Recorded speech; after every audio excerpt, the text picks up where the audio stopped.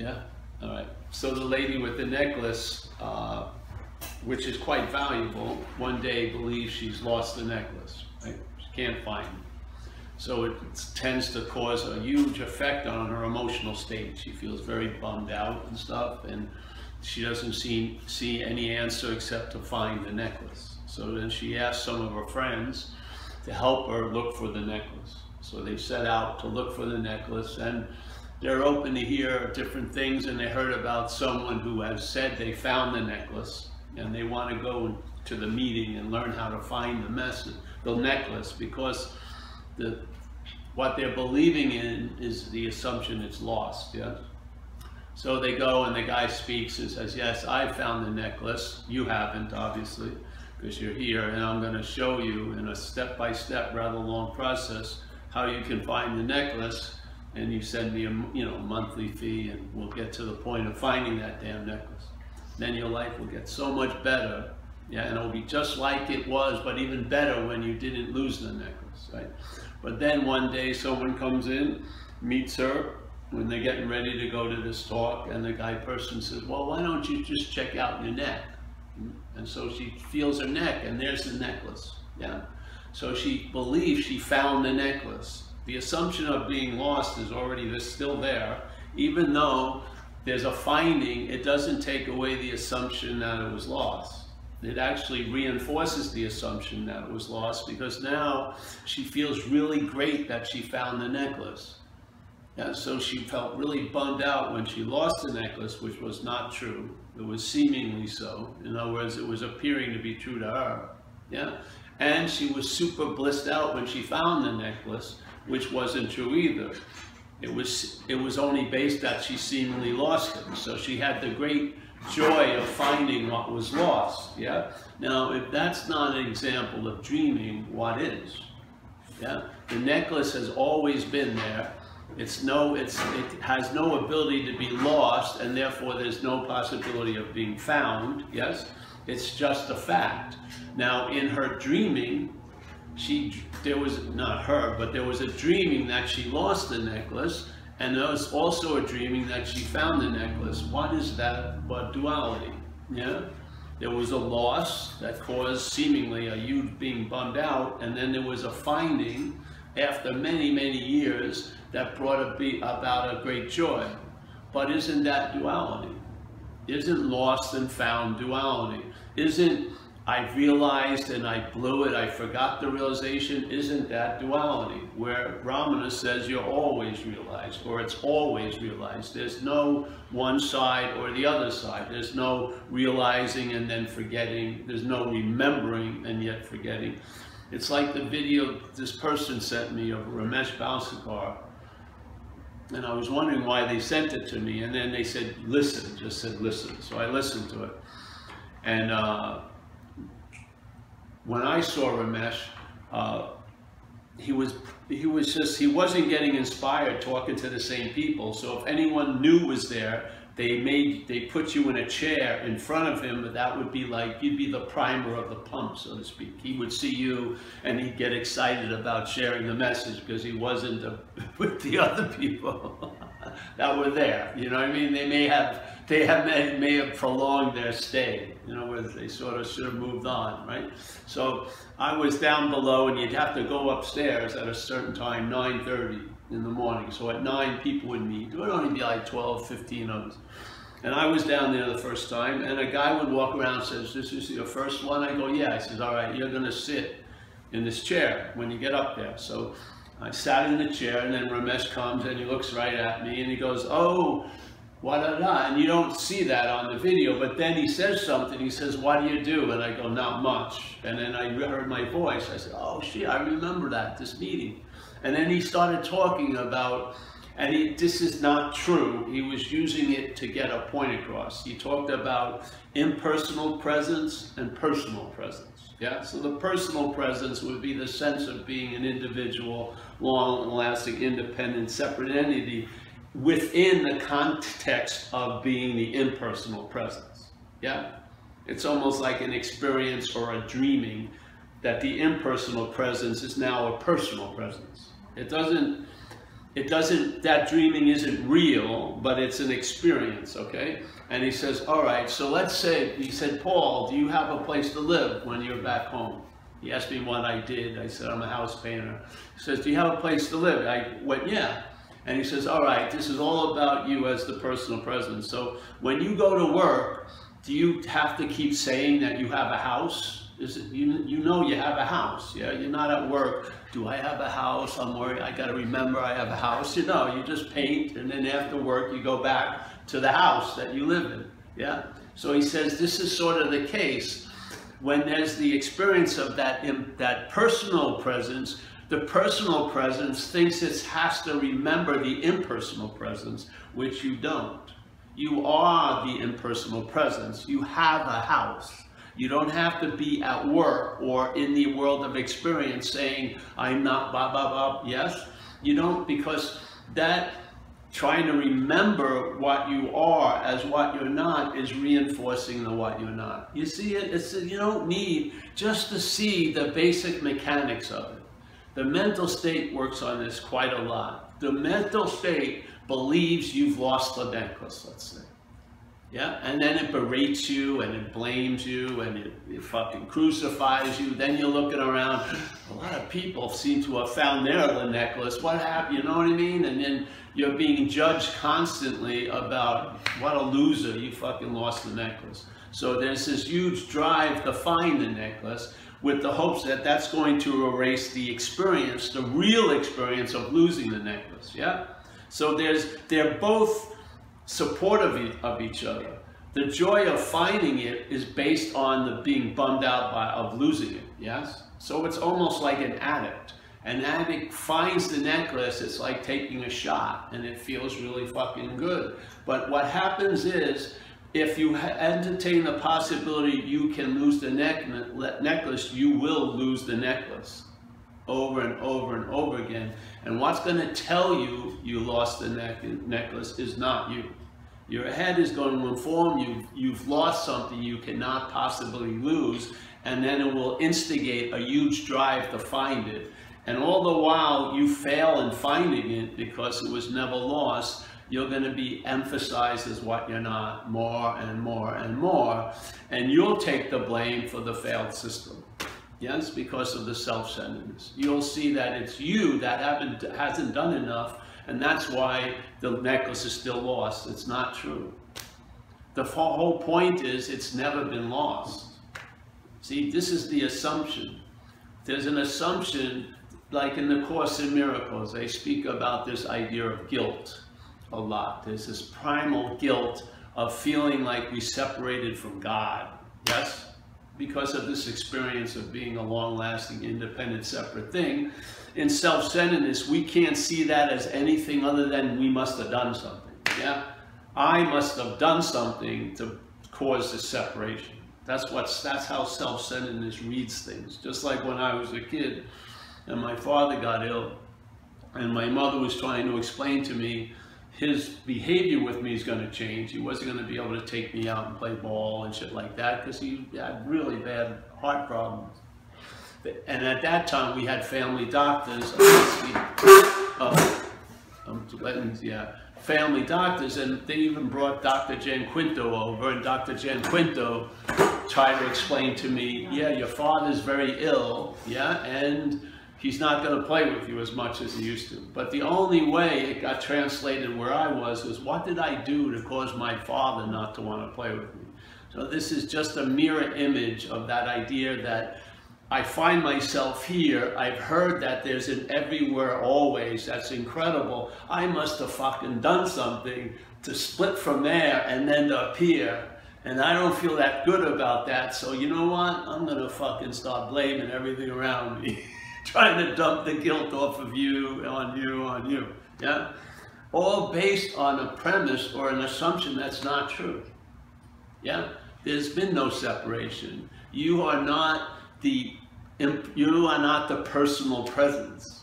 You're the impersonal presence, always, at all times. You may be appearing based on a delusion about that impersonal presence, that it's personal, that it's Paul, and it's different than the presence of Amelia or you, but that's an assumption that can only reach a level of seemingly so. It can appear to be true to you, but it is not truth appearing. But it can appear to be true to you, yeah? Based on what? Based on this habit of listening to something that seems to use our voice to speak to us all day. And that voice is based on a lot of premises. A lot of times it's based on the premise you did something to lose that necklace. So first of all, you're fucking bad. You were stupid, you should never have done it. And now you get whipped into searching for the lost necklace based on a false assumption. If you could just look at it and see what's telling you this, like some people talk about, you know, they're at an AA meeting and they believe something's telling them, oh, you're never gonna be sober. But that's not them. See, but they assume it's them, so they believe, then they walk out and they go, fuck it. I'm never, see, because there was faith in this false evidence. And so the false evidence appeared real. And so there was a reaction to it, and that person now delays the inevitability of having to show back up into recovery. Because the funniest thing in recovery, in a very sad way, is the people who hate AA and leave AA usually have to go back to AA because nothing else fucking works. And I've watched some of those rotations a few times, the same person coming in and out or whatever. So this idea that the person touching the necklace, yeah, you would think this would be the false realization. I found the necklace. But the necklace, having never left, it wasn't found, was it? You can't say it was found because it was never lost. So the realization of something isn't the realization of that, yeah? Because that is always realized, yeah? So when that little moment of eternity drops into this story of time, we think it only lasted for a second, but what it was of is eternity, yeah? And then we get back on this time treadmill and we think we've, hey bro, come on, sit down here. Yeah? Yeah. We get back on the treadmill and we take the same old to be the reality, and that we had a peak experience or we had a moment of grace or a tiny intervention. But in fact, the real joke is the dreaming of time has never fucking happened. And that pause or that sense of it's always been this way is the fact, yeah? What happens with us, we get free samples of the fact, but we let that fact to be wrapped by the mental state, and it wraps it as an infrequent phenomena or an unbelievable peak experience, or it must have been Bali or somewhere I was, something like that, the waterfall, this, whatever, the sex, whatever. But in fact, for a moment or two, time had been stilled, that being on that moving sidewalk had stopped, even though the sidewalk continued, what you are was there, and then all was fucking revealed in a nanosecond. You saw it. You saw the emperor with no clothes, truly, yeah. Now, again, all the faith and belief that you lost the necklace keeps motivating something to try to find it, yeah? But now you've lost interest in the finding of the necklace, yeah?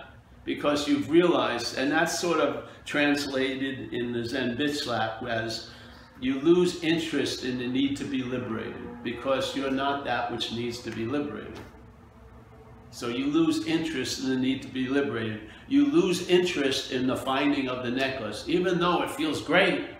But you have to pay a lot of time living as in the loss of the necklace to have that contrast of having, oh, I fucking found it, only to lose it again, seemingly, yes?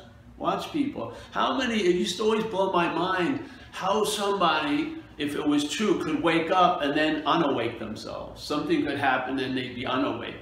It's just, how could that happen?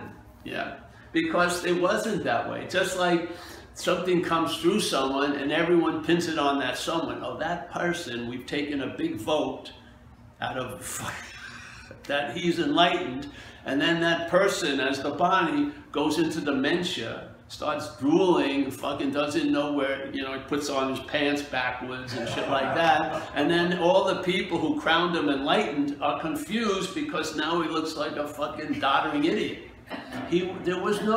There's no one that's enlightened. Enlightenment may be coming through that source or that appearance, but it's not, the appearance doesn't have that quality, yes? It can express a lot of qualities, but the expression of the quality isn't having that quality, yeah? The quality has you to express through, yeah? You don't have it. See, and this is why, like there was a teacher, Trungpa Rinpoche, very confusing to me because he was an alcoholic, yeah, and yet a lot of cool shit came through them, but he was a drunk. He'd be at talks, fucking drinking whiskey or whatever, and you were like, what the hell? I mean, seeing him as an appearance, he has no ability to be a conduit of what's coming through. Exactly. Exactly. The hose doesn't have to go through 800 requirements to carry the water. The water just comes through whatever hose is available. So this whole idea of not paying any attention to the finding of the necklace, but questioning, was there a losing of the necklace? Because if there wasn't a losing of the necklace, the way you're going to really feel like you lost it is by trying to find it. It's just that simple. And then there'll be so much investment in the trying to find it, that fucking necklace got to stay lost. Because you've been looking for it for 30 years. And you got a lot of people who are trying to follow the way you know what I mean? So you get captured by the whole scenario. Yeah. And it's hard to admit that we were wrong. Like in AA, it says it's hard to admit absolute defeat. You know, who wants to feel like they fucked everything up? Yeah. Well, that moment, without that moment, for some of us, the possibility of realizing there's no need to find the necklace because you've never lost the necklace won't be available. There'll be a constantly looking for the necklace. Yeah.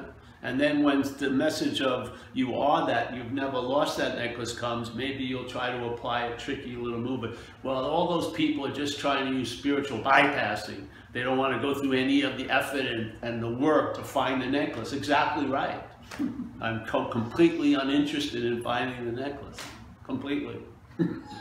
That's the perfect spiritual bypass. I want to bypass all the looking for the necklace, if at all possible, because I know in my gut there's no loss. There's never been a loss of what we are.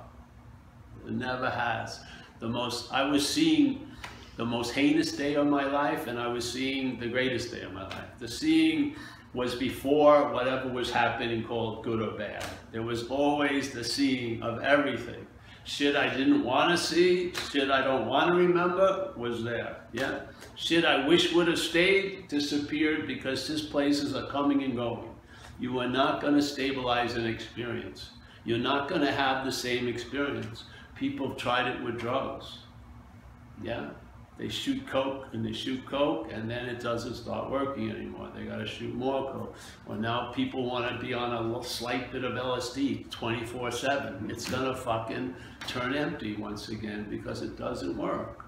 Yeah, things are meant to come and go, and so are experiences. Yeah, we're the only thing that's here at all times. Nothing else is, and nothing else will be. Yeah, so. This idea of losing and finding, the finding is always premised on a losing, really. There's always a belief that there's something that's lacking with the drive to fill something up. There has to be, because that's the dualistic way this place is interpreted, yes? So when I see people and they're hell-bent on moving towards something, I realize usually that they're moving away from something. There's a moving away from something, could be real or not. All of it's unreal, but you know what I mean? And then therefore there's a drive somewhere else. So when they believe they really want to transcend, it's usually based on a fact that they're irritable, restless, and discontent. If they just sense satisfaction and contentment, they'd have no desire to look beyond. They wouldn't. They'd be chilled, I find. That's what happened with me. I thought I was a pretty good spiritual seeker. And once, you know, once I got the message of non-duality, it would put a stop to all that. And then I just saw exactly what was going on. The same drive that drove me to read science fiction was the same drive that drove me to do drugs, and the same drive that drove me to look for spirituality, and then the same drive that brought me back to drugs again. And then the same drive that brought me back. It was the same drive. I wanted to get out of something. I wanted to get out of what I thought I was in. I wanted to get out of Paul, or I wanted to get out of a here that I didn't think was enough. Yeah, the here that I felt I was in was lacking. Yeah, I didn't know it was a mental here, and it was just, in a weird way, my myopic focus was missing the huge here-ness that's always here. I was just focused on a mental here that seemed to be unbearable to me, and I wanted to get out. Yeah, and what motivated me was that what's the quickest way I can get out of here? And it ended up shooting cocaine. Yeah, I could get out of here in like a half a second. I would change exactly how I physically felt, emotionally felt. My perception shifted, hallucinations, and I wanted to see if I could be free, even if it cost me death. I was totally into shooting the large shots, and the only reason why it didn't happen, when you're on that type of run, you can't shoot yourself up. You got the shakes, so someone else has to push the plunger in. And someone else would look at my eyes, or when I was doing them, I look at their eyes and I knew it was time to stop because their eyes were going, yeah? And so if that person would have pushed the plunger and nothing, I would never come back. And I was totally so signed up for that. I just wanted to, I believed that when the physical body stopped, there'd be at least a moment I'd be free from the bondage of Paul, really. And it was worth it, it seemingly to me, it was. So, you know, I may not have been corrected by the failure of spiritual seeking, but I saw the comparison of spiritual seeking to drug addiction. I saw they were basically quite similar, yeah? And I had gone fucking pretty much all the way with drug addiction. I did. I didn't go that far with spiritual addiction, but it went pretty far, but I didn't need to because the whole drug addiction explained exactly what was happening in slow time in the spiritual addiction. Yeah.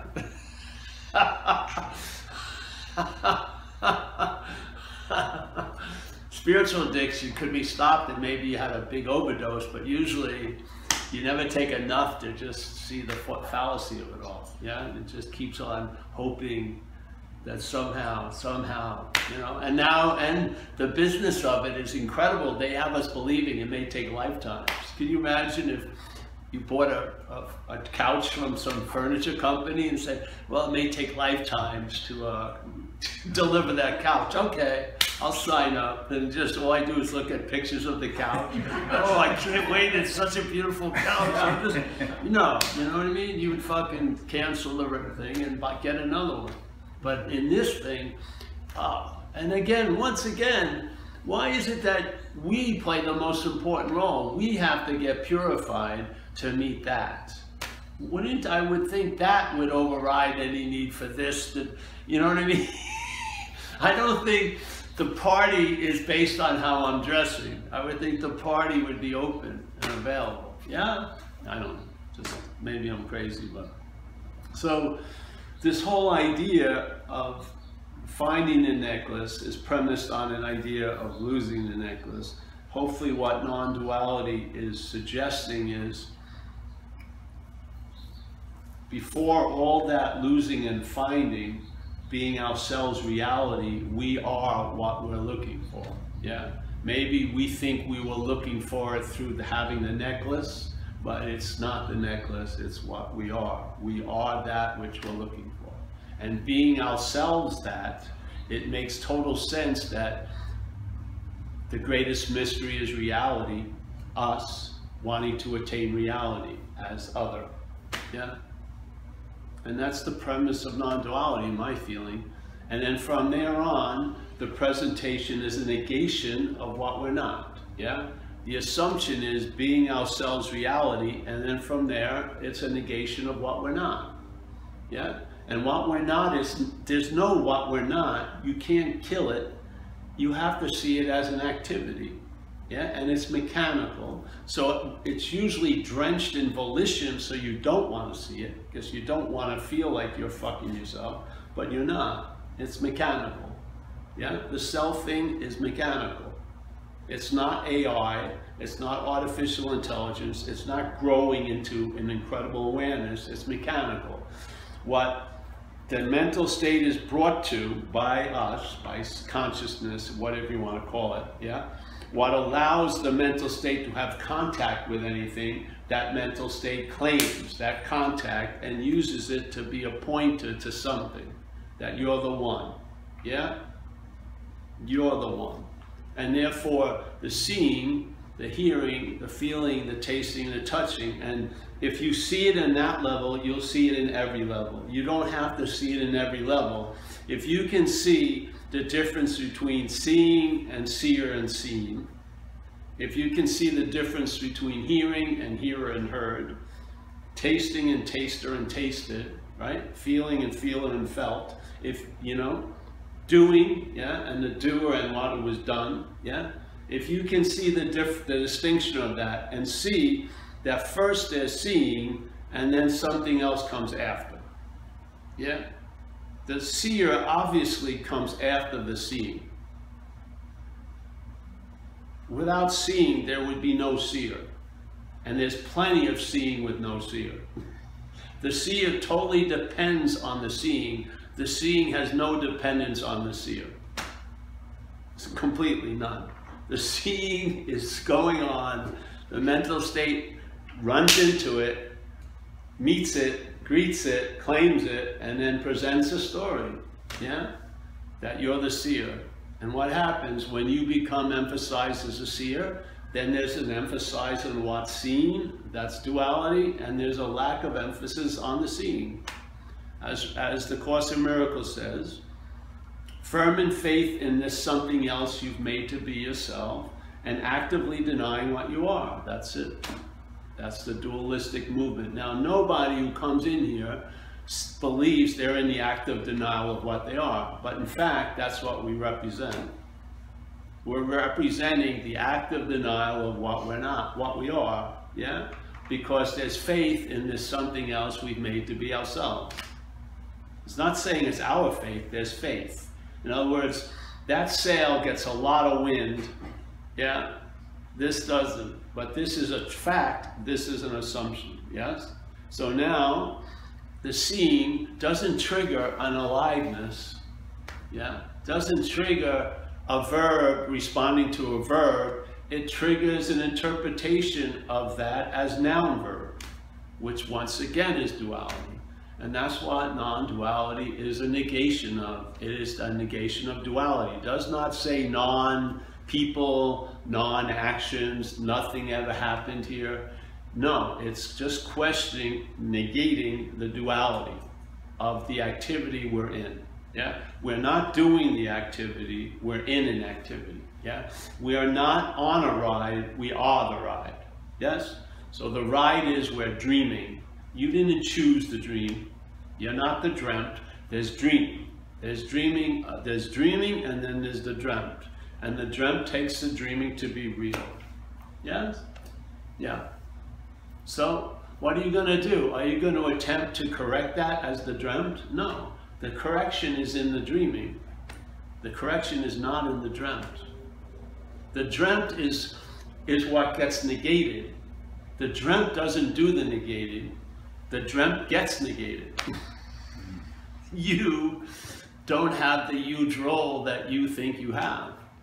That's the beauty. That's the relief. Yeah. And you say, well, if there's no self, as if it's an activity that could happen, then what am I gonna do? You've done tons of shit with no self.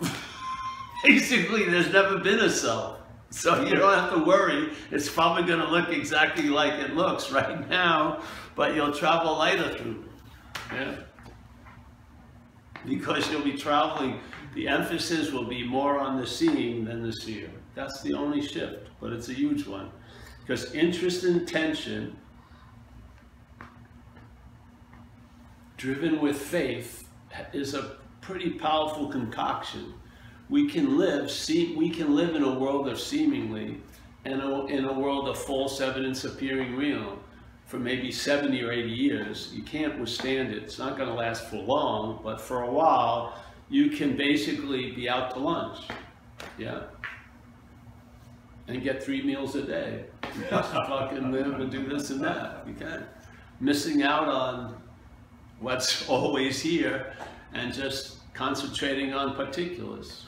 Yeah, it's not you, it's just a concentration on particulars. How best to miss the forest than to be a studier of trees? Yeah, if you get a myopic view on this, you miss the panoramic view. Yeah, yeah. And then from that missing the panoramic view, you want to get the panoramic view as the myopic view.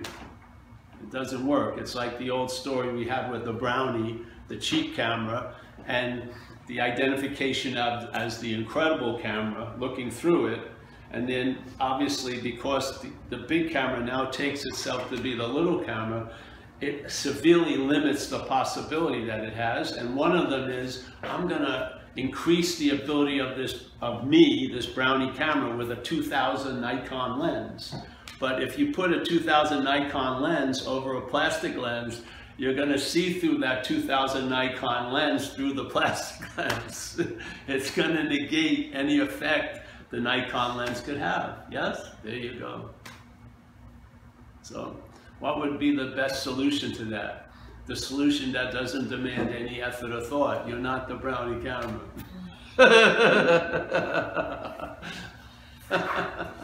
The seeing, see, the thing is, seeing here is called looking. We misidentify seeing by having it go through the plastic lens, and then we call it looking. Yeah, and that's what it's saying. What's looking is what you're looking for, because what's looking isn't the who, it's the seeing. What's looking is the seeing, and that's what you and I are looking for. So we're using the seeing to look for the seeing. That's why it doesn't work. Yeah? We're using the Buddha to seek the Buddha. That's why it doesn't work. We use mind to seek mind. We're using the goal to reach the goal. Yeah? The goal is immediate, always available at all times. We want to have this little bit of feeling that we've lost it so we can find it. Yeah? It's a nice ride. You know, especially let's say you come out like a phoenix, you rise out of the fucking ashes of addiction and you recover, and now you become a noble seeker of the transcendent one. Yeah, it's a juicy narrative, don't you think? A lot of people could sign up with you on that. Yes, you'll get a lot of creds. It's like when people, you know, when you used to buy cocaine, you'd go to the dealer's house and you used to have to pay, in a way, you'd have to listen to their fucking life story for 3 hours or something, because they had something you wanted that you didn't have, and you'd be waiting when are they gonna make the move to the drawer, you know? Just give me the fucking shit, I wanna get out of here. But oh, let me tell you about this. So you become a rapt audience because you believe that that person has something that you need. Yes? This has nothing to do with that. That's all dismissed. Yeah? I have a lot of respect for people, but I'm not kissing their feet. Yeah, I'm not. I have a lot of respect for what comes through them. I don't believe it's them. I don't. I don't never see it that way, because if I do, I'm going to be sorely disappointed. Hey, bro, I'm going to be sorely disappointed. Yes? When they fucking exhibit some other weird behavior. Yeah? How could they have done it? Anything is possible through us. Yeah, I made a mistake. I thought what was moving through them was them. Yeah. Yes. And it's perfect because a lot of messages get thrown out with the messenger. You see the messenger, oh, that person's fucking crazy. And then you get there's no pressure to listen to the message anymore. The message stands on its own. Check it out. Fucking entertain it, see it. It's clear and it's seamless, yeah? The only way to get out of what you're not in is to realize you're not in it. There's no fucking other way. Every other way would reinforce the reality of being in it. And if that isn't reality, and everything you do reinforces that reality, how is that going to allow you to escape from it? It's the same thing Ramana said. He says the spiritual practices themselves are reinforcing the non-existent thing. How can they destroy the non-existent thing? If you don't believe you are what you're looking for, then fucking use non-duality as a sign line, you know? It's a novel idea. It gives your head a little bit more room to run, yeah? But if that drive of looking and the claiming of being the looker is dominant and you don't seem to be able to see through it, then fucking look so that it will fail you. And you get on with it quicker, you know what I mean? Or have the ears to hear people who've done it more than you'll ever do it, and by hearing them say, hey, nothing ever really fucking happened after these 30 years, you can pull the emergency brake and get off the bus, if you like, yeah? This is one of the main parts of Course in Miracles. They always emphasizes, this is, if you're reading this, this is to save you time. To save you time, to get to the point quicker, just to save you time here. Because time has a huge influence in this experiential event, yeah? And saving one's time is valuable. So how much time do you save from not trying to escape from an imaginary place? A lot of fucking time. It doesn't take any time to realize you're not in something. It may take a lot of time to get out of something. But to realize you're not in it can be like, it's not even, it's already a fact. You don't even come to it, yeah? Yeah, it's latently available, yet it's not having any influence because we're being moved by this fucking head. When you lose interest in that and you stop, you realize the treasure you've been searching for is right there. And the lock is open and there's no requirements necessary. Yeah? Yeah. I mean, it's non-duality. Two things have happened in this life for me, really big. Getting struck sober because of the hell that addiction brought about, and I mean the addiction to thought since I was maybe 10 or 11, the insanity of having to go over almost everything from a point of view of self. Like when a pretty girl would say hello to me at school, I'd go home and wonder what she meant by it for 5 hours. That wasn't a unique experience. That was basically how things were going. The head was just completely fucked up, yeah? So I had given up all hope. I had spent 2 years, 3 months in program, got run over twice by a car, 10 months in a hospital bed, and many months thereafter at different operations. Tons of signposts you would think I would have turned off, you know, and abandoned the car. Nothing seemed to work until something did. Something on a regular day at the office just came to out of a blackout, which would be sort of like, you know, parachuting behind enemy lines, and then you just come to, and you're thinking everyone, you just appeared to everyone, but no, they've been talking to a ball for hours. You just didn't, you know what I mean? It's a weird thing. I have my own take on it, but you're there, and then, you know, you adapt quickly. Oh yeah, you know, get into the stream of what we're saying, and you pick up the cues, you know, here or whatever, you know what I mean? You know, and you get back into it's sort of like having a blackout in a play and forgetting your lines and then coming back, and then you realize what role you're playing quickly for survival, I guess, or whatever. So then after about about 20 minutes of watching, looking at this guy who I didn't know who he was, something happened, and then I got sort of struck sober. I didn't call it that then, but something stopped the head, and then the head went, the screen that I was following most of the time was blank, and then a news flash came over it. And the news flash was, I'm fucked. And I was, and I had been. And that's, in a weird way, I had the mutated version of negation way before non-duality. It was called denial in AA. I had a lot of denial of the facts of life. I was in a complete denial of the condition I was in and the future it was forecasting completely. And it all crashed in a second, and it would have been probably forgotten in 2 days, but something, a wall, a train of circumstances got motivated, and in a few hours a lady picked me up from there, Calistoga, and took me to my first AA meeting that night as a requisite to have a place to stay. I had no interest in it, I wasn't thinking about it, but I needed a place to stay. She said, you got to go to an AA meeting or you can't stay at my house. So I went, and I never stopped going. And that idea of sobriety has extended for 33 years. Yeah. How did it extend? By a way of life. It probably would have died on the vine in a few days. I would have went back to drinking and using, and I would have forgotten it like that. And I would have kept remembering the very, very personal presence of Paul. Yeah.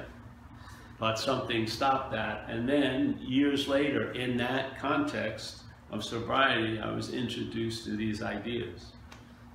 Non-duality, Course in Miracles. And non-duality landed. I went to a few places, listened to people. I remember distinctly I was in a tent in Puttaparthi, Tiruvannamalai, with Ramana Maharshi, listening to a German guy speak, and I knew I was never going to ask another question. Never did after that. I just knew it just was over. And then I was at another meeting once up in Harbin Hot Springs with someone, and that's when I got this sense of like an unspoken yes, and like a knowing before I ever knew anything. Yeah, this was, all my knowing was after this knowing.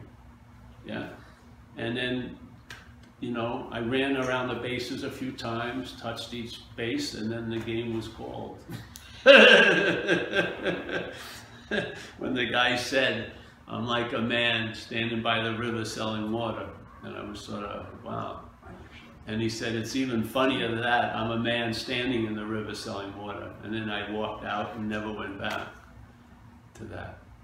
And then I went through, people would call me and tell me I missed a great teacher, and I go, great, hallelujah. And then, you know, I stopped following anything, and I just sat, because I really felt the same space was before I entered, during the meeting, and after the meeting. And I said, let's just try without anything, see what happens, you know. And then it's sort of like having an experience of the Emperor with no clothes, and then just going out in public like that, you know, just check it out. And then things just became, I had learned that I could be convinced, because I got convinced when I got struck sober. So I got convinced on the same level, but not without all that drama and all the shit of addiction, but on the same level with the message of non-duality. I was convinced of certain things. Never to have them reviewed or debated again. It was just obvious. Never to have them reviewed or debated again. It was just obvious that most of my life could be described as, you know, the Buddha seeking, you know, using the Buddha to seek the Buddha, you know, or a nicer one for me, not a nice one, but one that has a lot more meaning, is self can't get out of self from recovery. Self can't get out of self, explain everything. Is it on again? It doesn't matter. Yeah. Are you going to ask for questions? No. We have to leave it there. Around 2. I'm not there, obviously. I mean, there is nowhere to be there, but my understanding that, you know, you understood your true being, so you are consciousness, and there is no bondage as me to anything anymore. So for addiction, for any kind of addiction, there are reasons why we, you know, overdo things, right? You know, the drinking, sex, eating, whatever. But there are always some reasons behind the personal. So we always try to cover those reasons. So once you understand that there is no me anymore, so obviously there are no reasons to drink more or eat more or be more compulsive behavior. So can you not now have a glass of wine if you want, if you have this, you know, beautiful bottle of wine, and can you not have one? Or can you not eat just like, you know, instead of eating the whole pizza, you know, can you not eat like, you know, 2 slices and stop? Or go to the recovery meeting. So why? First of all, the idea of if there is no self and you have no reasons, the action figure may still use. As it says in the course, you're never upset for the reason you think. So you're never a lot of shit for the reason you think. Yeah.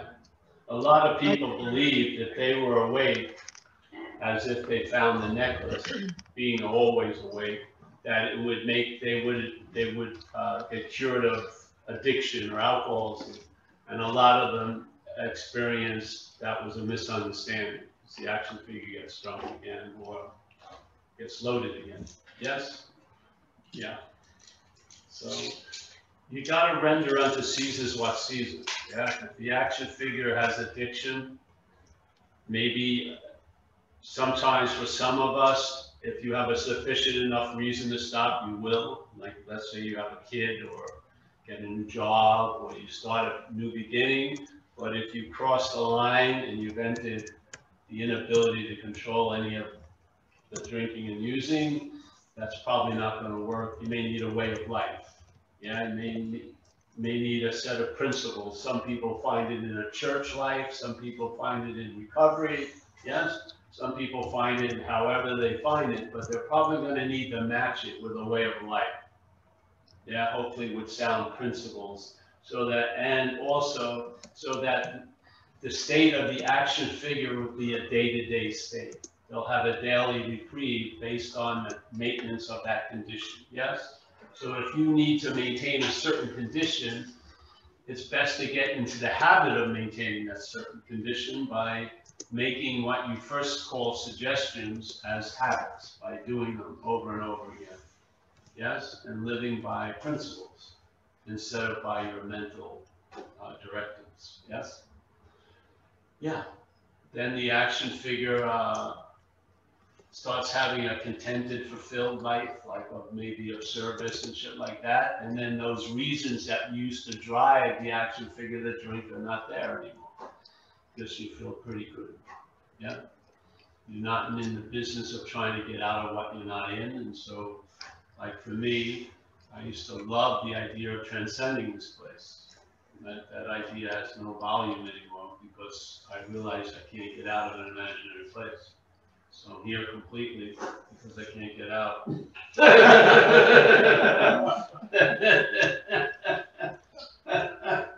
So good luck if you can get out. I mean, I just watched a lot of people. Like I said, maybe I can't match your attempts with spirituality or whatever, but I can definitely, I was in the top 1 percentile of drug addictions. Yeah, shooting coke. I did it for years and I do anything. So, yeah, so I don't see any difference really in a lot of activities. Yeah, I don't know what they were saying, so I hope you caught it. I don't know if that was an answer or not. Yeah, it'll have to do, and I don't know, invite her to the recovery meeting. Yeah, well, why don't you? I can't. Yeah, and I'm actually emailing her something. I'm chatting her something too. Yeah, but let's get going. We're John, gonna close up. I think. Ready, John? Hey, I'm gonna spotlight you now. This is not seeing everyone. Oh, just the one person. Yeah, that's that one. Yeah. Hey, Paul. I don't want. I realize you're short for time, but I think there's a blind spot in my seeing, and like you had mentioned that you had gotten to a point where you became open to an idea that maybe you wouldn't have been previously, and that idea for me, well, the reality of you are what you seek, and seeking is what keeps you in the illusion. Yeah. It's so clear, and it's just there's no way out of that. There's just no way out of that. So, but there's this conditioning or constitution to this action figure that has irritability, discontent. You know, you have those three words that you use, and that seems to at times trick me back into the idea of something being lost and then having to fix or change or seek again in some way. Maybe not exactly, you know, in the sense of finding, you know, my true self, but just as a seeking. So I was wondering, when you came to this understanding and it was so clear to you, did those feelings of agitation, discontent, or anything like that, any of the conditioning that you had in the action figure, sort of in any way, how did you deal with that so that it didn't pull you back into the old illusion? Well, first of all, I didn't believe that statement of quote unquote fact in my head that I had been pulled back into another condition. Okay. I have faith in the fact that all that pulling back and then escaping and getting pulled back, just mental movements. Yeah. They're like low and high tides in the shore of the action figure, but the depth of what you are doesn't get moved by it all. I have faith in that. So what you just shared was two distinctly different things in a way. You had the world of the absolute, and then you had the world of appearance and experience. And they seem to be quite contrary, yet there's a faith that one would override the other, when the faith could be in the absolute will override the appearance, yes? So you can tell the weight of the faith by the but, when there's a description of what it's like when it's clear, and then but, and then the heaviness comes showing. That but is presented by faith, really. You have faith in, there isn't you, there's still faith in false appearance. So there's going to be a reaction of that which represents false appearance, and you're going to feel like you blew something and you haven't. Yeah? And you'll get over it. It's like a boogeyman that scares you to a certain point and then it stops scaring you. The boogeyman can still be in the closet. It just doesn't scare you anymore. Yes? Yeah. So, bro, I know it's hit you. Have faith in that. That's trust. Yeah. That process. To trust the process is something is doing for us what we can't do for ourselves. Trusting the process isn't trying to understand the process. It isn't asking why about the process. It's submitting yourself to the process and having faith in it. Submit yourself to what you've heard in satsang and see what happens.